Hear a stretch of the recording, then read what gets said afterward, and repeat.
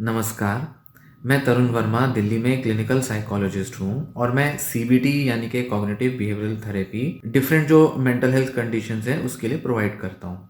तो इस वीडियो में हम यही बात करेंगे कि जो सीबीटी है मतलब कॉग्निटिव बिहेवियरल थेरेपी वो क्या होती है। सीबीटी जो है मतलब कॉग्निटिव बिहेवियरल थेरेपी वो एक तरह की साइकोथेरेपी है जो कि सिर्फ साइकोथेरेपिस्ट या क्लिनिकल साइकोलॉजिस्ट प्रोवाइड करते हैं।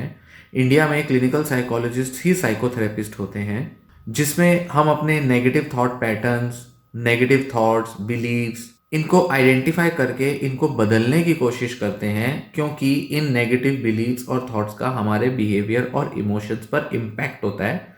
तो हमारे जो भी नेगेटिव बिहेवियर्स हैं उनको चेंज करने के लिए, नेगेटिव इमोशंस हैं उनमें बदलाव लाने के लिए हम अपने नेगेटिव थॉट पैटर्न्स को जब चेंज करते हैं, उनको आइडेंटिफाई करके ऑल्टरनेटिव ढूंढ के किस तरह से बदला जाता है, ये पूरा प्रोसेस जो है ये सीबीटी में किया जाता है कॉग्निटिव बिहेवियरल थेरेपी में। तो इसमें ऑटोमेटिक थॉट्स जो कि नेगेटिव हमारी थॉट्स होती हैं जो कि ऑटोमेटिकली हमारे माइंड में आती हैं उनको आइडेंटिफाई किया जाता है। कोर बिलीफ्स जो होते हैं हमारे जो कि अंडरलाइंग होते हैं मतलब इन सब थॉट्स के पीछे कुछ हमारे अपने पर्सनल बिलीफ्स छुपे होते हैं जिनको हम पहचानते हैं और उनको बदलने की कोशिश करते हैं क्योंकि यही वो बिलीव्स हैं जिनकी वजह से हमारे अंदर मन में एक नेगेटिव सेल्फ टॉक हमेशा चलती रहती है और वो नेगेटिव सेल्फ टॉक हमारे एंजाइटी, डिप्रेशन, एंगर और बड़े सारे दूसरे मूड रिलेटेड और बिहेवियरल रिलेटेड जो डिस्टर्बेंस हैं, डिसऑर्डर्स हैं उनको कॉज करते हैं। तो हम क्या करते हैं, ये जितने भी बिलीव्स हैं इनको आइडेंटिफाई करते हैं, चैलेंज करते हैं, इनको चेंज कर देते हैं। किनसे? ज़्यादा रियलिस्टिक और प्रैक्टिकल थॉट से, ऑब्जेक्टिव थॉट पैटर्न से। तो मतलब जो हमारे अपने जो नेगेटिव ऑटोमेटिक बिलीव्स हैं वो सब्जेक्टिव हैं, हमने अपने एक्सपीरियंस में सीखे हुए हैं, रिपीटेटिव हैं और बहुत ही इररेशनल हैं। मतलब अब वो बहुत रियलिस्टिक नहीं रहे, उनकी बहुत रिलेवेंस जो है अब वो रियलिटी में उतनी नहीं रही, पर फिर भी हम वो बिलीव्स होल्ड करके रखते हैं जिसकी वजह से हमारे सारे जो मूड और बिहेवियर्स और थॉट्स होते हैं वो नेगेटिव हो जाते हैं। कितने टाइप की कॉग्निटिव बिहेवियरल थेरेपीज होती हैं? वैसे तो कॉग्निटिव बिहेवियरल थेरेपी में अकेले बहुत सारे ऐसे टेक्निक्स होती हैं जिनकी मदद से थॉट्स, इमोशंस, बिहेवियर्स इनको चेंज किया जा सकता है। पर कई बार डिफरेंट टेक्निक्स जो कि हमारे डिफरेंट साइकोलॉजिकल फैक्टर्स को, साइकोलॉजिकल प्रोसेसेस को चेंज करने के लिए यूज की जाती हैं, इनका कॉम्बिनेशन अलग अलग तरीके से थेरेपिस्ट जो है वो इम्प्लीमेंट करता है। तो एक रही कॉग्निटिव बिहेवियरल थेरेपी जो कि एक ब्रॉड टर्म है, फिर उसके अंदर बहुत सारे टेक्निक्स हैं और साथ ही साथ हम क्या बदलना चाह रहे हैं इसके ऊपर भी जो थेरेप्यूटिक अप्रोच है वो बहुत स्पेसिफिकली वर्क की जाती है, जो कि पेशेंट टू पेशेंट डॉक्टर जो है, थेरेपिस्ट जो है वो डिसाइड करता है, सोचता है और उस हिसाब से इंप्लीमेंट करता है। सीबीटी के अंदर बहुत सारे सेल्फ हेल्प मटेरियल यूज किए जाते हैं, रीडिंग, एजुकेशनल मटेरियल्स यूज किए जाते हैं जिनमें ये वीडियोस भी हेल्प कर सकती हैं और कुछ रीडिंग का मटेरियल भी हेल्प करता है। और ये बहुत ही स्ट्रक्चर्ड थेरेपी होती है, मतलब कोशिश तो यही की जाती है कि शुरू से लास्ट तक हम बहुत टारगेटेड इंटरवेंशन प्रोवाइड करें, मतलब कि बहुत टारगेट रख के सही गोल को आइडेंटिफाई करें फिर चेंज करें। बट कई मामलों में क्या होता है कि इतना स्ट्रक्चर्ड तरीके से चल नहीं पाती हैं, रोजमर्रा की जो प्रैक्टिकल कंडीशंस हैं उसमें हम उतने स्ट्रक्चर्ड तरीके से चला नहीं पाते। पर थेरेपिस्ट और पेशेंट, क्लाइंट जो होते हैं, जब वो आपस में साथ मिलके कोलैबोरेटिव वर्क करते हैं तो धीरे धीरे धीरे वो सीबीटी की टेक्निक्स को अप्लाई करके एक अच्छे खासे आउटकम तक पहुंच जाते हैं और बिहेवियर, थॉट्स और इमोशंस में बदलाव ला सकते हैं। थोड़ा कम स्ट्रक्चर फॉलो करके भी हो जाता है। तो कॉग्निटिव बिहेवियरल थेरेपी में क्या क्या आएंगी? एक होती है कॉग्निटिव थेरेपी, मतलब जिसके अंदर हमारे जो कॉग्निटिव डिस्टॉर्शंस हैं, सोचने का ढंग जो बिगड़ गया है, ऑटोमेटिक थॉट्स, नेगेटिव बिलीव्स, इनको आइडेंटिफाई करके चैलेंज करके बदला जाता है। स्पेसिफिकली फोकस होता है थॉट पैटर्न्स पे। फिर इसके अंदर बिहेवियर थेरेपी का भी कंपोनेंट है, मतलब बिहेवियर में चेंज लाकर, बिहेवियरल स्ट्रेटजीज अपनाकर, जो कि स्पेसिफिकली लर्निंग थ्योरीज जो होती हैं, जो कि एक कंडीशनिंग का, एक लर्निंग का एक टाइप होता है जिसे ओपरांट कंडीशनिंग कहते हैं। आमतौर पर इस लर्निंग कॉन्सेप्ट पर, इस बिहेवियरल कॉन्सेप्ट पर बेस्ड होती है बिहेवियर थेरेपी, जिसमें कि रीइंफोर्समेंट्स को मैनेज किया जाता है। मतलब कि कौन से ऐसे फैक्टर्स हैं जो कि डिजायरेबल बिहेवियर को बढ़ा देते हैं और कौन से ऐसे फैक्टर्स हैं जो कि अनडिजायरेबल बिहेवियर को खत्म कर देते हैं, उसको मैनेज करने पर इसमें वर्क किया जाता है। तो रिपीटिशन जब होती है, बिहेवियरल एक्सपेरिमेंटेशन जो इसमें की जाती है, उसकी मदद से बिहेवियर में चेंज लाकर बिहेवियर को बदला जाता है, जिससे कि इनडायरेक्ट इफेक्ट थॉट और इमोशंस पर भी आ जाता है। तो कॉग्निटिव थेरेपी के अंदर थॉट में चेंज किया और बिहेवियर और इमोशन में चेंज आया। बिहेवियरल थेरेपी में बिहेवियर में चेंज किया और थॉट और इमोशन में चेंज आ गया। इस तरीके से या तो इंडिविजुअली या फिर कलेक्टिवली ये कर दी जा सकती हैं। तो सिम्टम बाय सिम्टम इसको अप्रोच किया जाता है, टारगेट किया जाता है। कुछ सिम्टम्स को चेंज करने के लिए थॉट्स पे वर्क करना होगा, कुछ सिम्टम्स को चेंज करने के लिए बिहेवियर पे वर्क करना होगा। कभी कभी पेशेंट की कंडीशन के बेसिस पे सिर्फ बिहेवियरल चेंज लाया जाएगा, कभी कभी पेशेंट की कंडीशन के हिसाब से हम थॉट्स को चेंज करने पर ज्यादा फोकस करेंगे। ये स्टेजेस ऑफ सिवियरिटी जो है इलनेस की, उस पर भी डिपेंड करता है। तो माइल्ड मॉडरेट केसेस में तो हम मोस्टली कोशिश करते हैं सीधा थॉट्स को ही चेंज करें। सीवियर लेवल ऑफ केसेस में हम कोशिश करते हैं कि पहले बिहेवियरल चेंज ले आएं।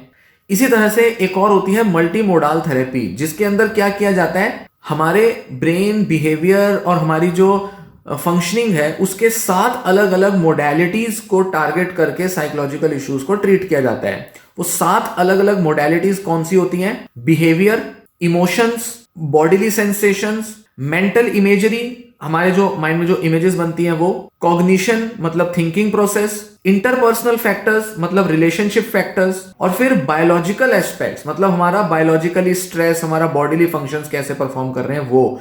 इन 7 अलग अलग मोडेलिटीज को अलग अलग तरह से अप्रोच किया जाता है, टारगेट किया जाता है और इनके हिसाब से टेक्निक सजेस्ट की जाती है, पेशेंट को अप्लाई करने के लिए बताया जाता है, जिससे कि उसमें बदलाव आता है। तो हम कह सकते हैं कि साइकोलॉजिकल इश्यूज इन 7 अलग अलग मोडेलिटीज में अफेक्ट हो जाती हैं। किसी में थॉट ज्यादा बदल गई, किसी के अंदर बिहेवियर बहुत ज्यादा गलत हो गया, किसी के अंदर हमारी बॉडीली सेंसेशंस जैसे कि सोमैटिक सिम्टम्स और जो हेल्थ एंजाइटी रिलेटेड पेशेंट्स होते हैं उन पे इसको वर्क किया जाता है।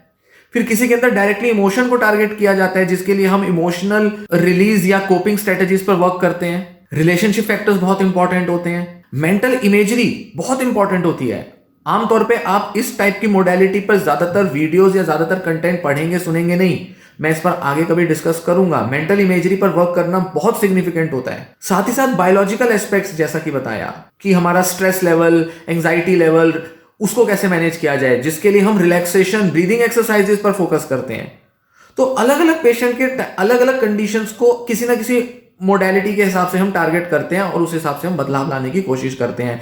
तो हम कह सकते हैं यहां पर कि मोटे तौर पे जो ज्यादातर जो थेरेपिस्ट हैं वो मल्टी मोडाल थेरेपी ही देते हैं, पर अक्सर हम इस नाम से उसको रिकमेंड नहीं करते। हम मोटे तौर पे उसको सीबीटी ही कहते हैं। फिर एक इंपॉर्टेंट टाइप ऑफ सीबीटी आती है, डायलेक्टिकल बिहेवियर थेरेपी, डीबीटी। ये शुरू तो की गई थी या कहें कि इसको इंट्रोड्यूस किया गया था बॉर्डरलाइन पर्सनालिटी डिसऑर्डर के केसेस में, पर धीरे धीरे रिसर्च ने बहुत सारा इसकी जो है एप्लीकेशंस जो है वो दूसरे depression, anxiety, anger management, somatic symptom, health anxiety और पैरानॉइड स्किज़ोफ्रेनिया, इनमें भी इसकी देखी गई हैं इसकी एप्लीकेशंस। इसमें जो फोकस होता है मेनली वो इमोशनल रेगुलेशन टेक्निक्स पर होता है और साथ ही साथ माइंडफुलनेस मेडिटेशन जो है उसको आधार बनाया जाता है। और सिर्फ माइंडफुलनेस मेडिटेशन नहीं, माइंडफुलनेस को एक स्किल की तरह, एक एबिलिटी की तरह सिखाया जाता है, जो कि सिर्फ मेडिटेट करते टाइम नहीं, लाइफ की अलग अलग एक्टिविटीज, इमोशंस को मैनेज करने में भी उसका यूज कैसे है, इस पर वर्क किया जाता है। तो इसमें जो डिस्ट्रेस टॉलरेंस है, हमारा जो एक वैलिडेशन है जो हमारे सिम्टम्स की, कि हम उसको स्वीकारें, उसको देखें, अपने माइंड को जो है जैसा है उसको एक्सेप्ट करें, थॉट्स को, नेगेटिव थॉट्स को एक्सेप्ट करें बिना किसी रेजिस्टेंस के, इस तरह से इसमें वर्क किया जाता है और माइंडफुलनेस को यूज किया जाता है। फिर एक आमतौर पर देखने में आती है rational emotive behaviour therapy, REBT, जो कि अलग है सीबीटी से, बट हम कह सकते हैं कि सीबीटी के पहले ये बनाई गई थी थेरेपी। तो ये एक पुराना फॉर्म है सीबीटी का। सीबीटी एक एडवांस्ड फॉर्म है थेरेपी का, पर कई लोग स्पेसिफिकली आरईबीटी में भी प्रैक्टिस करते हैं। आरईबीटी और सीबीटी में वैसे कुछ और फर्क भी होते हैं। इर्रेशनल बिलीव्स कैसे आइडेंटिफाई किए जाते हैं, कोर बिलीव्स से इर्रेशनल बिलीव्स कैसे अलग होते हैं, क्या होता है, उसके एक अलग पूरा कॉन्सेप्ट है, वो कभी आगे कभी डिस्कस करूंगा। पर मोटे तौर पे ये भी एक टाइप ऑफ सीबीटी में हम कह सकते हैं कि आती है। इसके अलावा एक और जो एक मॉडर्न फॉर्म ऑफ हम कह सकते हैं कि कॉग्निटिव बिहेवियरल थेरेपी है, बट वो पूरे तौर पे कॉग्निटिव बिहेवियरल थेरेपी नहीं होती, वो होती है एक्सेप्टेंस एंड कमिटमेंट थेरेपी। इसके अंदर हम अपने डिस्ट्रेस को, अपनी परेशानी को, अपने सिम्टम को एक्सेप्ट करते हैं, बदलने की तरफ वर्क नहीं करते। ये बड़ा अजीब लगेगा सुनने में, भाई बदल नहीं रहे तो क्या थेरेपी, पर इसके अंदर जब हम एक्सेप्ट करते हैं तो एक्सेप्ट करने से बदलाव आना शुरू हो जाता है, और साथ ही साथ हम सिम्टम, बीमारी और इन सब चीजों पर ज्यादा ध्यान ना देकर हम कमिटमेंट पर फोकस करते हैं। मतलब हमारे लाइफ में वैल्यूज क्या हैं, किन चीजों को लेकर हम कमिट करते हैं लाइफ में, उस पर अगर हम वर्क करना शुरू कर देते हैं तो धीरे धीरे धीरे हमारा सिम्टम रिजॉल्व होने लगता है, हमारा डिस्ट्रेस खत्म होने लगता है, हम बेटर फंक्शनिंग करने लगते हैं लाइफ में, और साथ ही साथ हमारी क्वालिटी ऑफ लाइफ इंप्रूव हो जाती है और काफी हद तक उस बीमारी का इंपैक्ट हमारे ऊपर कम हो जाता है। तो ACT, acceptance and commitment therapy जो है वो हमारे को इस तरह से हेल्प करती है कि उसमें भी थोड़ा थोड़ा हम बिहेवियर और इन सब चीजों को चेंज करते हैं, बट एक्सेप्टेंस पर और मेडिटेशन पर, माइंडफुलनेस पर अगेन इसमें ज्यादा फोकस होता है। तो कुछ साइकोलॉजिस्ट तो कहेंगे कि ये मॉडर्न फॉर्म ऑफ साइकोथेरेपी है, इसको CBT नहीं बोला जा सकता, बट काफी हद तक हमारे को CBT और ACT में साथ साथ काम करना पड़ता है, बदलाव लाने पड़ते हैं। इसलिए मोटे तौर पे ये eclectic form of therapeutic approach, eclectic मतलब जहां 2-3 अलग अलग थेरेपीज को एक साथ यूज किया जाता है, इसमें ACT को अक्सर यूज कर लिया जाता है। CBT का ऐसा तो ये पार्ट नहीं है, बट जहां साइकोथेरेपी की हम बात करते हैं तो ACT को कंसिडर करना भी उतना ही इफेक्टिव, उतना ही इंपॉर्टेंट है, क्योंकि इस पर अगर ध्यान दिया जाए ACT के प्रिंसिपल्स पर तो काफी हद तक एक पर्सन में बदलाव जो है वो CBT के थ्रू भी अच्छे से आ सकता है, अगर ACT या तो साथ साथ दी जाए या फिर सिर्फ ACT पर भी अगर वर्क कर दिया जाए कई पेशेंट्स में तो भी वो बहुत हेल्प करता है। तो ये जो सारी जो कॉमन थेरेपीज हैं ये अपने अपने तरीके से काम करती हैं। हर थेरेपिस्ट अपने अपने तरीके से इन थेरेपीज में जो है वो एक्सपर्ट होता है। सारे के सारे थेरेपीज जो है वो सारी की सारी थेरेपीज देना नहीं जानते, कुछ पर्टिकुलर टाइप ऑफ थेरेपीज पे ज्यादा फोकस करते हैं, जैसे कॉग्निटिव थेरेपी पे कई लोग बड़ा बात करेंगे, कई थेरेपीज जो है वो बिहेवियर थेरेपी के एक्सपर्ट मिल जाएंगे, थोड़े बहुत थेरेपिस्ट हैं जो ACT के एक्सपर्ट होंगे या DBT के एक्सपर्ट भी थोड़े बहुत होते हैं, हालांकि इसको पर्सनैलिटी डिसऑर्डर्स में बहुत ज्यादा कॉमनली इंप्लीमेंट किया जाता है। मल्टी मोडाल कहेंगे तो हम कहेंगे कि मोस्टली सारे थेरेपिस्ट जो है वो मल्टी मोडाल थेरेपी में ही वर्क कर रहे होते हैं, पर अपने को वो मल्टी मोडाल थेरेपिस्ट कहते नहीं है। तो इस तरह से हम कह सकते हैं कि मोटे तौर पे ये सारा जो पूरा CBT का जो पूरा अप्रोच है वो इस तरह से सारी मोडालिटीज और अप्रोचेस को अपने में इंक्लूड करे रहता है। अब बात आती है कि CBT की टेक्निक्स क्या होती हैं। CBT के अंदर मोटे तौर पे तो हमारे जो थॉट पैटर्न है उनको आइडेंटिफाई करने, चैलेंज करने और बदलने पर फोकस होता है, पर इसके अलावा वो इससे ज्यादा भी है, क्योंकि ये जो नेगेटिव थॉट पैटर्न्स हैं इनसे बहुत सारी हमारी कोपिंग स्ट्रेटेजीज भी जुड़ी हुई हैं कि सिर्फ थॉट पैटर्न आइडेंटिफाई करने से वो चली जाएंगी, ऐसा नहीं होता। हमें डील करना पड़ता है उन नेगेटिव थॉट से, जो बहुत आसान नहीं है कई बार बदल पाना। अपने मैल एडेप्टिव बिहेवियर्स को कभी कभी इमीडिएटली बदल पाना या हम कहें कि थोड़े टाइम तक बदल पाना, उसको इतना आसान नहीं होता, लंबा समय ले लेता है। तो तब तक हमारे को क्या है, बहुत सारे दूसरे टेक्निक्स पर भी वर्क करना पड़ता है CBT के दौरान, और CBT का भी कहीं ना कहीं पार्ट होता है, जिससे कि हम एक ओवरऑल इफेक्ट ला पाते हैं और अपने प्रॉब्लम को, अपने डिसऑर्डर को ओवरकम करने में उनकी मदद लेते हैं। तो जैसे रिलैक्सेशन टेक्निक्स का बहुत कॉमनली यूज होता है, जो बॉडी स्कैन मेडिटेशन होता है, ब्रीदिंग मेडिटेशन होता है, जिसमें हम कह सकते हैं कि योगिक प्रैक्टिसेस भी उसमें इंक्लूडेड होती हैं, गाइडेड मेडिटेशन होता है, जर्नलिंग का यूज बहुत कॉमनली किया जाता है, लिखो अपनी थॉट्स के बारे में, जो भी दिन भर में हुआ उसके बारे में नोट डाउन करते जाओ। डिस्ट्रैक्शन का बहुत कॉमन यूज होता है, इनफैक्ट बहुत मिस यूज्ड है डिस्ट्रैक्शन। क्यों? आमतौर पे कह दिया जाता है डिस्ट्रैक्ट कर लो अपने को, बिजी हो जाओ। सिर्फ बिजी होना, डिस्ट्रैक्ट होना काफी नहीं है, वो कोप करने के लिए जरूरी है, संभालने के लिए, खुद को मैनेज करने के लिए जरूरी है।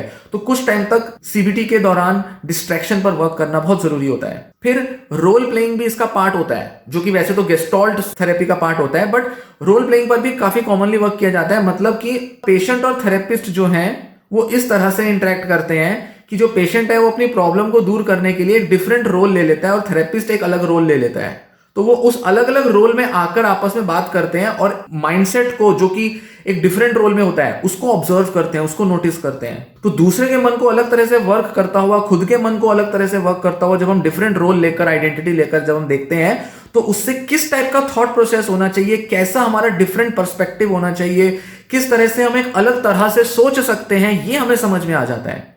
तो रोल प्लेइंग का जो मोटे तौर पे जो टारगेट होता है वो होता है कि एक अलग पर्सपेक्टिव डेवलप किया जाए किसी और व्यक्ति के तौर पे, जो कि हमारे लाइफ में एक सिग्निफिकेंट पर्सन हो सकता है, उसके तौर पे अगर अपने को थोड़ी देर के लिए देखा जाए तो कैसी थॉट पैटर्न आएगा, कैसे हमें रिएक्ट करना है। या तो एम्पैथाइज करने के लिए, हमदर्दी जताने के लिए कि भाई हमारे को सिर्फ अपनी बात करना ही जरूरी नहीं है, दूसरे का पॉइंट समझना भी जरूरी है। तो एम्पैथाइज करेंगे तभी जब उस पर्सन की नजर से देखेंगे। तो ऐसे कुछ गोल्स को अचीव करने के लिए रोल प्लेइंग पर भी बहुत ज्यादा रिलाई किया जाता है। बहुत से साइकोलॉजिस्ट इसको अप्लाई नहीं करते, कुछ साइकोलॉजिस्ट इसको कॉमनली अप्लाई करते हैं। और सीबीटी में क्या किया जाता है, इसके अंदर नई स्किल्स सीखी जाती हैं, मतलब कोपिंग स्किल्स, कि जैसे मान लीजिए डिफिकल्ट इमोशंस को टैकल करने के लिए आप ड्रग अल्कोहल का सेवन करते हैं। अब माना हुआ फैक्ट है कि ड्रग अल्कोहल लेने से आप अपनी इमोशंस को रिजॉल्व नहीं कर सकते, खुद को ट्रीट नहीं कर सकते, किसी तरह से आप एक लॉन्ग टर्म रिलीफ नहीं ले सकते। इसके और नेगेटिव इफेक्ट्स हैं जो बॉडी और मेंटल हेल्थ पर आ रहे हैं। इनफैक्ट डिप्रेशन और एंजाइटी को बढ़ाने का काम करती है अल्कोहल और ड्रग्स। तो इस पर रिलाई नहीं किया जा सकता और ये अनहेल्दी कोपिंग स्ट्रेटेजी है अपने मेंटल हेल्थ इश्यूज से डील करने के लिए। तो जब हेल्दी स्ट्रेटेजीज लर्न की जाती हैं, वो स्ट्रेटेजीज लर्न करना, वो स्किल्स लर्न करना, ताकि आमतौर पर रोजमर्रा की लाइफ में जब डिफिकल्ट इमोशंस आएंगी तो खुद को कैसे संभालना है, ये लर्न करना भी सीबीटी का एक कॉमन और सबसे इंपॉर्टेंट पार्ट में से एक होता है। तो एक तरफ तो बताया कि नेगेटिव थॉट्स को आइडेंटिफाई करना, चैलेंज और चेंज करना, वो होता है इसका पार्ट। साथ ही साथ कोपिंग स्ट्रेटेजीज लर्न करना एक बहुत मेन पार्ट होता है। और ये सारे जो स्किल्स होते हैं, ये सिर्फ थेरेपिस्ट से बात करके, डिस्कस करके नहीं किए जाते, ये लर्न किए जाते हैं रियल लाइफ में अप्लाई करके, रियल लाइफ में इनको देखकर कि कैसे ये हमारे को हेल्प कर सकते हैं और लॉन्ग टर्म में हम इनका सहारा ले सकते हैं। तो ये तो एडिक्शन का तो एक केस बताया, अलग अलग पर्सन के हिसाब से अलग अलग स्ट्रेटेजीज होती हैं जो वर्क करती हैं, स्किल्स लर्न की जाती हैं। थेरेपी के अंदर गोल सेटिंग सबसे इंपॉर्टेंट पार्ट में से एक होता है। अगर हम सिर्फ बात ही करते रह जाएंगे प्रॉब्लम्स के बारे में, या सिर्फ उनको डिस्कस करते रह जाएंगे, या अपनी प्रॉब्लम को या अपनी जो मेंटल डिफिकल्टीज है उन्हीं को सिर्फ बताते रहेंगे, तो उससे हल नहीं होता, उससे कोई सॉल्यूशन नहीं आता। और हम ये कहें कि साइकोलॉजिस्ट जो है वो बस हमें सॉल्यूशन बता दे और हम उसको कर लेंगे और हो जाएगा, ऐसे नहीं होता। गोल सेटिंग की जाती है, मतलब जैसे एक कोचिंग के टाइम पे, एक कोर्स के टाइम पे टीचर जब कोई पढ़ाता है चीज, तो उसको वो होमवर्क देता है, असाइनमेंट देता है, प्रोजेक्ट के तौर पे आपको एक टास्क दिया जाता है, उसको पूरा करो। उसी तरह अपने प्रॉब्लम से रिलेटेड जो एरियाज हैं उसके ऊपर गोल सेट करना कि मुझे ये चीज बदलनी है, इतना टाइम मैं ले सकता हूं, नई चीज ट्राई कर सकती हूं या कर सकता हूं, और उसमें फिर देखते हैं कि रिजल्ट क्या आता है, क्या क्या किया जा सकता है जिससे ये डिजायरेबल रिजल्ट आ जाए।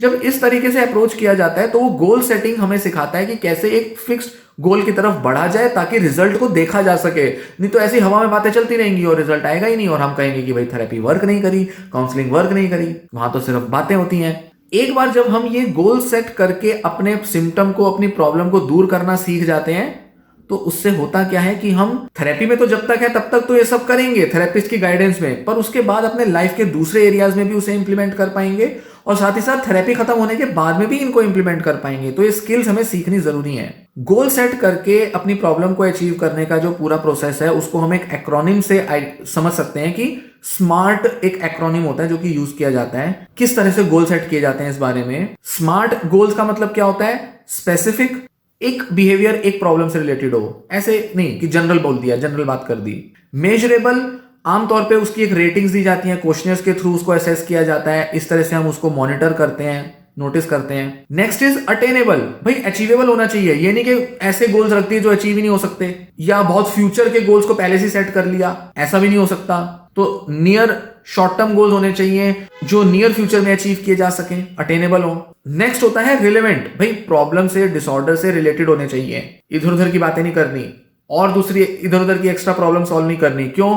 क्योंकि अगर हम थेरेपिस्ट के साथ अपनी सारी प्रॉब्लम्स डिस्कस करेंगे, सभी पर बात करते रहेंगे, गोल गोल घूमते रहेंगे ऐसे में। तो थेरेपी क्योंकि टाइम बाउंड होती है, तो इसलिए थोड़े टाइम तक हम क्या चीजें बदल सकते हैं उसी पर फोकस किया जाए। तो लास्ट आता है टाइम बाउंड होना, मतलब टाइम बाउंड, टाइम बेस्ड, कि भाई इतने टाइम तक हमें बदलाव आ जाए, ऐसा हम टारगेट रखते हैं। तो ये जितना भी स्मार्ट गोल्स का जो पूरा हमारा तरीका है, ये इस तरह से वर्क करता है। नेक्स्ट जो एक इंपॉर्टेंट चीज सीखते हैं वो होती है प्रॉब्लम सॉल्विंग। रोजमर्रा की लाइफ की प्रॉब्लम सॉल्व करना सीखना जरूरी होता है। प्रॉब्लम सॉल्विंग जरूरी होता है, जैसे हम कहें कि हम अपने डिसऑर्डर के अलावा लाइफ में बहुत सारे इश्यूज से डील कर रहे हैं। भाई जॉब है, बिजनेस है, फैमिली प्रॉब्लम्स हैं, बच्चे हैं, भाई बहन हैं, मम्मी पापा हैं, हस्बैंड वाइफ, कई तरह के इश्यूज से डील कर रहे हैं। साथ ही साथ कोई ना कोई अपने ट्रीटमेंट को लेकर चैलेंजेस हैं, फिजिकल सिम्टम्स को लेकर चैलेंजेस हैं, फाइनेंसिस को लेकर चैलेंजेस हैं, माइग्रेशन को लेकर चैलेंजेस हैं कि भाई हम जहाँ रहते हैं किसी दूसरी जगह पर रहते हैं, वहां पर ये सो एंड सो प्रॉब्लम्स आ रही हैं। तो काफी सारे ऐसे लाइफ के अलग अलग एरियाज हैं जिससे एसोसिएटेड प्रॉब्लम्स हमारी लाइफ में आती हैं, जो कि सेपरेट हैं हमारे डिसऑर्डर से। तो डिप्रेशन में डिप्रेस्ड मूड है, पर उसके अलावा प्रॉब्लम है कि भाई जॉब कंटिन्यू करनी है, नहीं करनी है, क्या करें, और जॉब छोड़ देंगे तो प्रॉब्लम का सॉल्यूशन हो जाएगा, डिप्रेशन दूर हो जाएगा। तो हमारे लाइफ के सारे एरियाज, हमारे प्रॉब्लम्स जो है वो हमारे डिसऑर्डर से जुड़े हुए हैं। तो दोनों को सॉल्व करना जरूरी है। तो सीबीटी तो लगा दी हमने डिप्रेशन में, बट लाइफ एरियाज की प्रॉब्लम्स को भी तो सॉल्व करना है। तो उसके लिए एक 5 स्टेप का प्रोसेस होता है जो कि आमतौर पे साइकोलॉजिस्ट फॉलो करते हैं। पहला, आइडेंटिफाइंग द प्रॉब्लम, कि भाई प्रॉब्लम आइडेंटिफाई करो कि जॉब कंटिन्यू करना है नहीं करना है, डिप्रेशन हो रहा है, जॉब पे स्ट्रेस है बहुत, कंटिन्यू करें या ना करें।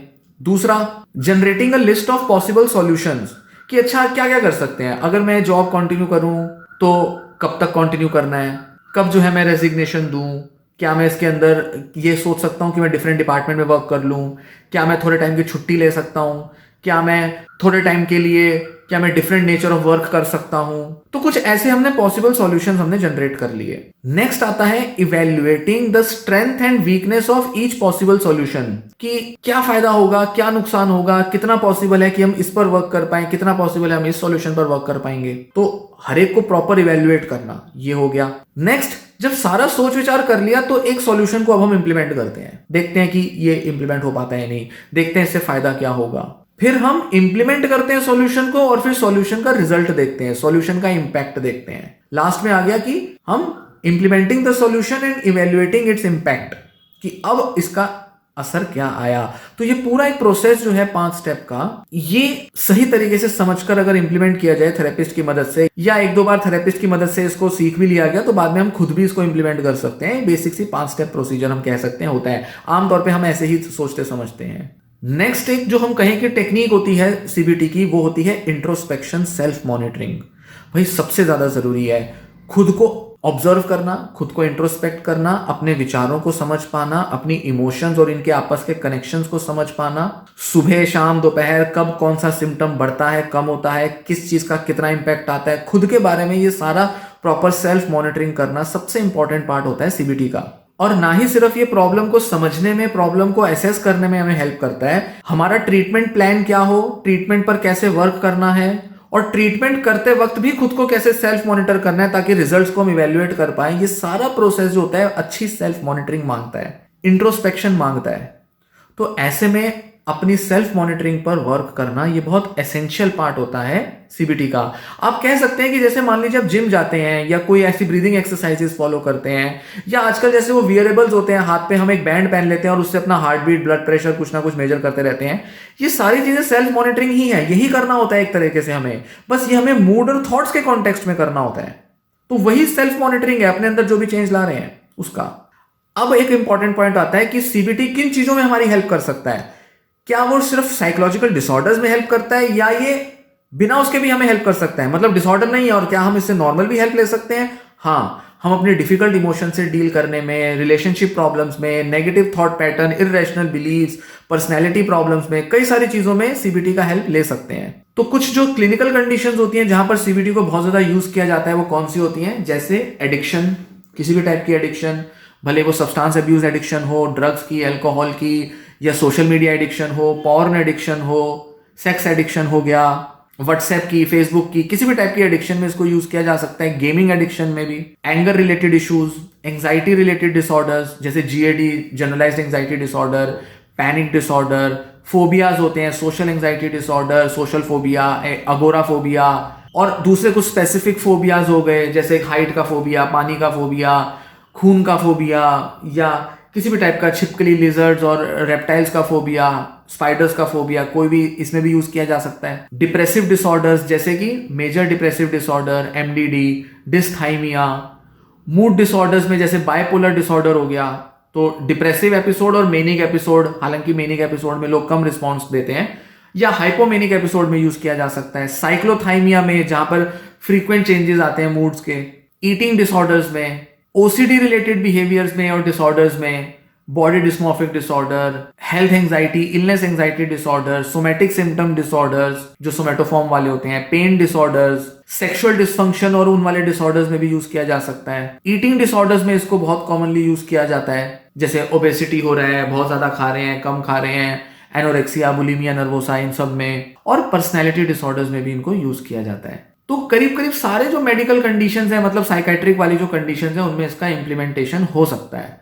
इसको अप्लाई कर सकते हैं। अच्छा, जैसा मैंने पहले बताया, सिर्फ क्लिनिकल कंडीशंस में नहीं, कुछ और दूसरे लाइफ के एरियाज हैं, उसमें भी सीबीटी की एप्लीकेशन बहुत अच्छी देखी गई है। जैसे कॉन्फिडेंस बूस्ट करने में, सेल्फ कॉन्फिडेंस, सेल्फ एस्टीम बढ़ाने में सीबीटी का रोल है। नींद की समस्याएं, इंसोम्निया, हाइपरसोम्निया, ज्यादा सो रहे हैं, इनमें इसका यूज है। रिलेशनशिप प्रॉब्लम्स में इसका कॉमन यूज है। कपल थेरेपी, मैरिटल थेरेपी में इसको यूज किया जाता है। डिवोर्स या ब्रेकअप से रिलेटेड जो स्ट्रेस होता है, ट्रॉमास होते हैं, PTSD, post traumatic stress disorder, हालांकि वो क्लिनिकल कंडीशन है, या किसी भी टाइप का कोई ट्रॉमा जो हम फेस कर रहे हैं, जैसे ब्रेकअप हो गया या बेट्रेयल हो गया, रिलेशनशिप बेट्रेयल हो गया, दोस्त ने धोखा दे दिया। और साथ ही साथ सबसे कॉमन जो होता है स्ट्रेस मैनेजमेंट में, रिलैक्सेशन एक्सरसाइजेज, योगा, मेडिटेशन, इसमें इसका एप्लीकेशन है। तो ये हमने देखा कि सीबीटी के बारे में थोड़ा बेसिक जानकारी ली कि सीबीटी क्या होती है, कैसे काम करती है, कौन सी टेक्निक्स और अप्रोचेस होती हैं, क्या इसमें टारगेट किया जाता है, कैसे चेंज किया जाता है, कौन कौन से ऐसे और एसोसिएटेड ज़रूरी की टेक्निक्स होती हैं जो कि यूज़ की जाती हैं, जैसे प्रॉब्लम सॉल्विंग हो गया, माइंडफुलनेस स्किल्स हो गई, या रिलैक्सेशन एक्सरसाइजेज हो गई, इमेजरी एक्सरसाइजेज हो गई, ये हमारे को भी हेल्प करती हैं। और साथ ही साथ हमने देखा कि किन कंडीशंस में इसका यूज़ किया जा सकता है। तो मोटे तौर पे जो मैंने आपको ब्रीफ इंट्रोडक्शन दिया, उम्मीद है ये आपको हेल्प करेगा सीबीटी को जानने में। इससे रिलेटेड थोड़ी और इन्फॉर्मेशन है, मैं अलग अलग टाइम पर देता रहूँगा। अभी मैंने सीबीटी के बारे में बहुत ज़्यादा वीडियोस नहीं बनाई हैं, आने वाले समय में मैं बहुत सारी वीडियोस बनाऊंगा जिसमें मैं सीबीटी क्या कैसे करते हैं इस बारे में तो डिस्कस करता रहूंगा, उसकी टेक्निक्स को डिटेल में एक्सप्लेन करता रहूंगा। यहाँ पर बहुत ब्रीफ में मैंने आपको बस इंडिकेट किया है, बताया है कि क्या क्या होता है, बट इसके बारे में डिटेल में मैं एक एक टेक्निक पर पूरा डिस्कस करूंगा। साथ ही साथ अलग अलग डिसऑर्डर्स में हम कैसे इसको इंप्लीमेंट करते हैं, इस पर भी मैं आपसे डिस्कस करूंगा। पर यह ध्यान रखें कि ये सारी डिस्कशंस का ये मतलब नहीं कि आप सीबीटी सीख गए और अब इसी से वीडियो से हेल्प ले लो और काम खत्म हो गया, सीबीटी आ गई, समझ गए। आमतौर पे ज्यादातर लोगों को किसी ना किसी थेरेपिस्ट की जरूरत पड़ेगी इन थेरेपीज को इंप्लीमेंट करने में, इनसे फायदा लेने में। सबसे अच्छा रीजन क्या होता है लोग सीबीटी लेते हैं कि भाई मेडिकेशन फ्री ट्रीटमेंट है, मेडिसिन नहीं लेनी, थेरेपी लो। हालांकि एक बड़ी प्रॉब्लम आती है कि थेरेपी जो है वो एक महंगा प्रोसीजर होता है, दवाइयां सस्ती आती हैं, बस उसको खाया और खुद का कोई एफर्ट भी नहीं लगता। जबकि थेरेपी में एफर्ट भी लगता है, पैसा भी लगता है, टाइम भी लगता है, एक बड़ा प्रॉमिस भी है कि इससे प्रॉब्लम दूर हो सकती है, बट अगेन कई लोग इसमें गिव अप कर देते हैं। तो अगर आप हौसला बांध के पूरे विश्वास कन्विक्शन के साथ अगर इस नॉन मेडिकल ट्रीटमेंट को अप्रोच करना चाहते हैं तो ये बहुत इफेक्टिव है, बहुत इफेक्टिव है। तो कई सारे दूसरे आयुर्वेदिक या कुछ ऐसे योगा वगैरह के ऊपर अगर आप सिर्फ रिलाई करके चल रहे हैं तो उनसे तो कई गुना ज्यादा इफेक्टिव है सीबीटी या कोई दूसरी साइकोथेरेपीज। सो अगर आप इस पर रिलाई करते हैं, अगेन खर्चा उठाना पड़ सकता है, बट अगर आप तैयार हैं, हालांकि गवर्नमेंट हॉस्पिटल्स में मैं कह सकता हूं कि बहुत अच्छी थेरेपी आपको शायद नहीं मिलेगी क्योंकि वहाँ बहुत सारे पेशेंट्स उनको टैकल करने होते हैं जिसमें वो अच्छी थेरेपी कई बार नहीं दे पाते। पर ऐसा कोई बायस नहीं रखा जा सकता, डिपेंड करता है हॉस्पिटल टू हॉस्पिटल पे और डॉक्टर टू डॉक्टर पे डिपेंड करता है। तो आपको बहुत अच्छे डॉक्टर्स ऐसे भी मिल जाएंगे सरकारी अस्पतालों में जो ऑब्वियसली फ्री में आपको बहुत अच्छा ट्रीटमेंट प्रोवाइड करेंगे।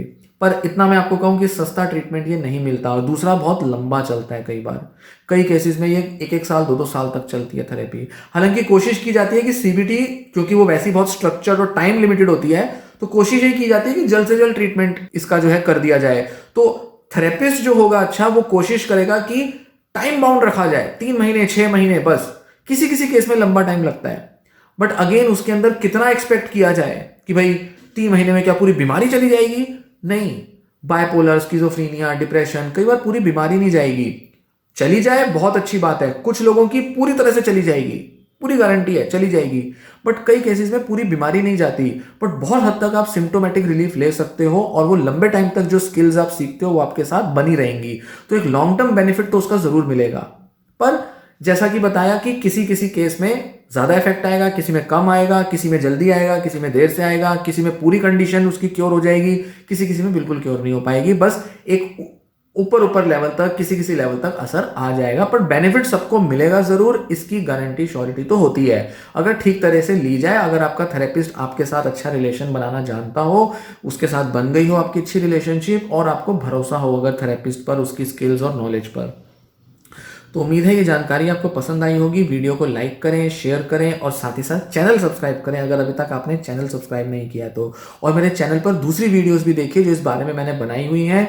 कुछ अभी फिलहाल आज के डेट के हिसाब से देखा जाए फरवरी 2022 में, तो मैंने मोस्टली इंग्लिश की मैं कुछ ऐसी वीडियोस बनाई हैं जिसमें मैंने थेरेपी प्रोसेस पूरा डिस्कस किया हुआ है, तो वो आप वीडियोस देख सकते हैं। ब्रीफ वीडियोस हैं, थोड़े थोड़े कंटेंट पर बेस्ड हैं, उससे आप एक मोटे तौर पे एक आइडिया ले सकते हैं कि थेरेपी कैसे वर्क करेगी। इंसोम्निया या प्रोकास्टिनेशन, हेल्थ एंजाइटी, कुछ इश्यूज पे मैंने बनाई हुई है। और इसके अलावा मैं आगे और दूसरी वीडियोस बनाऊंगा, वो आप जानकारी लें, जो कि हिंदी में होंगी और थोड़ी डिटेल्ड होंगी। धन्यवाद।